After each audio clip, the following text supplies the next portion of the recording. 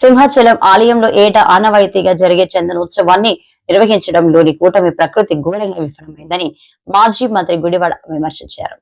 కూటమి పార్టీలు హిందువులను ఓటు బ్యాంకుగానే వాడుకున్నాయని మండిపడ్డారు. ఈ మేరకు ఆయన మీడియాతో మాట్లాడారు. సంబంధించి ఈరోజు జరిగినటువంటి ఘటన 7 భక్తుల్ని పట్టణ పెట్టుకున్నటువంటి విషయాన్ని దేశం అంతా కూడా చూసింది. కేవలం ప్రభుత్వం తాలూకా నిర్లక్ష్యం, ప్రభుత్వం తాలూకా చేతకానితనం, ఇంతమంది భక్తులు వస్తారని చెప్పి తెలిసి చేయాల్సినటువంటి ఏర్పాట్లు కూడా అంటే చందనోత్సవం అనేటువంటిది ప్రతి సంవత్సరం ఏ రోజు వస్తుంది అనేటువంటిది డిపార్ట్మెంట్కి తెలుస్తుంది. ఏ రోజుకి ఏర్పాట్లు అనేటువంటి పూర్తి చేయాలనేటువంటిది అది ప్రభుత్వం తాలూకా బాధ్యత. కేవలం 3 రోజులు 4 రోజుల క్రితం గోడ కట్టి దానికి కనీసం క్యూరింగ్ చేయకుండా గోడ కట్టాల్సినటువంటి రూల్స్ అండ్ రెగ్యులేషన్స్ ఏవైతే ఉన్నాయో లేదా దానికి సంబంధించిన టెక్నికల్ ప్రొసీజర్స్ ఏవైతే ఉన్నాయో అవి ఫాలో అవ్వకుండా కేవలం గోడ కట్టేయాలన్నటువంటి ఉద్దేశంతో గోడ కట్టేసి క్యూరింగ్ కూడా చేయకుండా ఈరోజు నిన్న రాత్రి సహజంగా మీ అందరికీ తెలుసు ఆనవాయితీ ప్రకారం మరి ఆ దేవుడి కృప ఏంటో తెలియదు, కానీ చందనోత్సవం అంటే వర్షం అనేటువంటిది ప్రతి చందనోత్సవానికి ఆ దేవుడి లేలో ఏంటో తెలియదు, కానీ ప్రతి సంవత్సరం చందనోత్సవం రోజున వర్షం పడుతుంటుంది ఈ ప్రాంతంలో అనేటువంటిది ఈ ప్రాంతంలో ఎవరిని అడిగినా చెప్తారు. సరే గాలి వచ్చింది, వాన వచ్చింది, ఇవన్నీ ప్రభుత్వానికి సాకుల్లా కనబడవచ్చు, కానీ మీరు చేసినటువంటి ప్రక్రియలో ఆ గోడకి భక్తులకు సంబంధించినటువంటి ఈ టెంట్లు వేయడానికి, ట్రస్సులు వేయడానికి ఏదైతే ఏర్పాట్లు చేశారో ఆ క్యూరింగ్ అవనటువంటి గోడకు తీసుకొని వచ్చి ట్రస్సులన్నీ కూడా తగిలించి దానికి మేకులు కొట్టి పూర్తిగా ఆ గోడని సపోర్ట్ కింద తీసుకొని ఏర్పాట్లన్నీ కూడా చేశారు. ఒక పక్క గాలి, ఒక పక్క ఇప్పుడే పైలా ప్రవీణ్ అని చెప్పి ఇందులో గాయపడినటువంటి యువకుడిని విమ్స్ హాస్పిటల్లో తనని పరామర్శించి రావడం జరిగింది. ప్రత్యక్ష సాక్షి ఆ అబ్బాయిని అడిగాం, ఏం జరిగింది, ఎలా జరిగింది ఏంటి అని అంటే క్లియర్ చెప్పాడు. సార్ పెద్ద గాలి వేసింది, గోడ ఫ్లెక్స్ ఊగినట్టు ఊగింది సార్, అది ఆ చీకట్లో మాకు లైటింగ్ కూడా లేదు, ఆ టైంలో అది గోడో లేకపోతే ఫ్లెక్సో ఏంటో తెలియలేదు, కళ్ళుమూరి చేసి లోపు మొత్తం గోడంతా కూలిపోయింది, కిందన ఉండిపోయారు. నాకేమో ఆ కుర్రోడికేమో ఐరన్ ట్రస్ ఏదైతే ఉంటుందో అది వచ్చి కాలు మీద పడిపోయి ఆ యాంకిల్ బ్రోన్ అనేటువంటిది ఫ్రాక్చర్ అయ్యింది. అంటే క్యూరింగ్ అవునటువంటి గోడకు తీసుకుని వచ్చి ఆ గోడ ఇది కూడా మీరు చూస్తే ఇది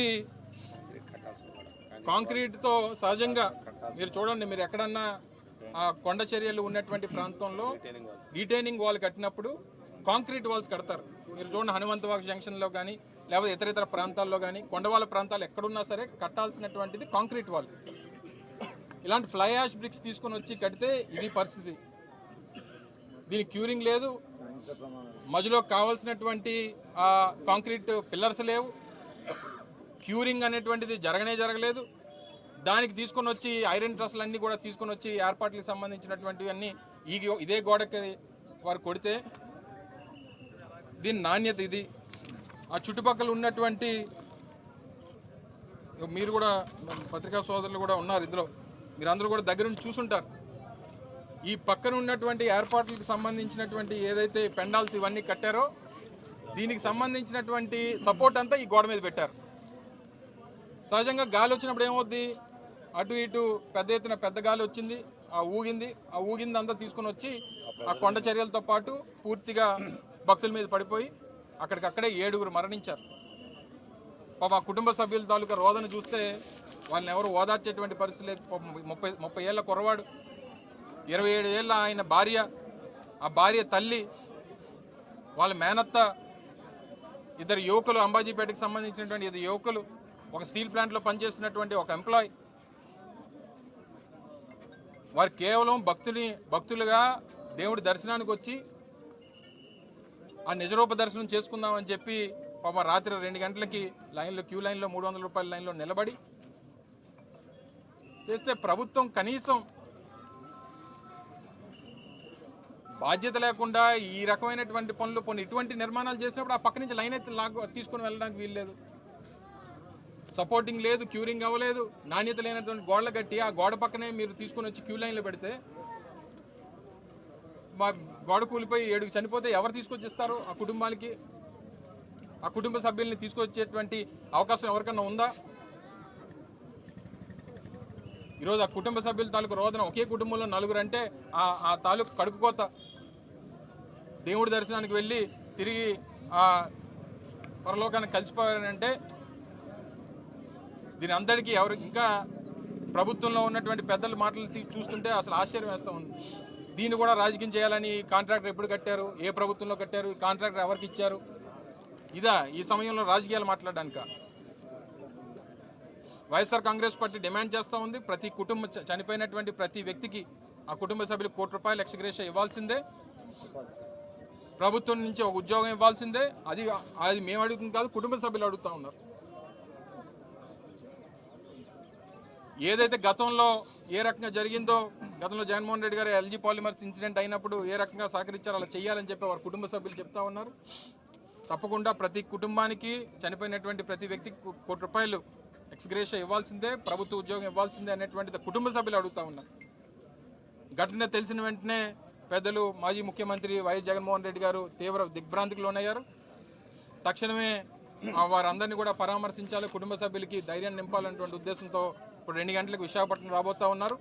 నేరుగా విశాఖపట్నంలో ఎయిర్పోర్ట్లో ఫ్లైట్ ల్యాండ్ అయిన తర్వాత నేరుగా కేజీహెచ్కి వచ్చి కుటుంబ సభ్యులందరినీ కూడా వారు పరామర్శించాలని చెప్పి వారు రాబోతూ ఉన్నారు.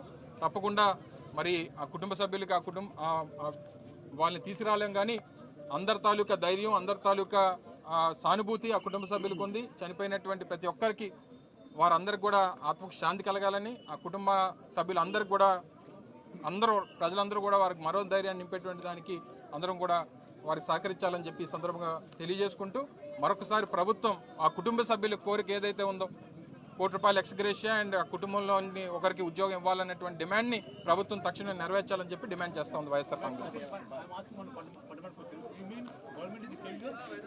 ఆబ్వియస్లీ ఎందుకు కాదనుకుంటున్నారు మీరు? సహజంగా కనబడుతుంది కదండి, గోడలు కనిపిస్తుంది కదండి. ఇంకెందుకంటే గోడ కట్టి 5 రోజులు అయిన తర్వాత క్యూరింగ్ అవ్వకుండా ఆ గోడ మీద తీసుకొని వచ్చి సపోర్ట్ పెడితే ఎక్కడన్నా అర్థం ఉందా? ఎక్కడన్నా ఏ టెక్నాలజీ వాడుతుందో చెప్పానండి. ఏ టెక్నాలజీ వాడితే అవుతుందో చెప్పానండి. పోనీ ఒక గోడ కట్టితే ఆ గోడ కానుకొని కొండ చర్యలు ఉంటే ఆ కొండ చర్యలకు ఉన్నటువంటి ఆ సపోర్ట్ ఉన్నటువంటి గోడ మీద తీసుకొని వచ్చి మీరు ట్రస్సులు మేకులు కొట్టి మీరు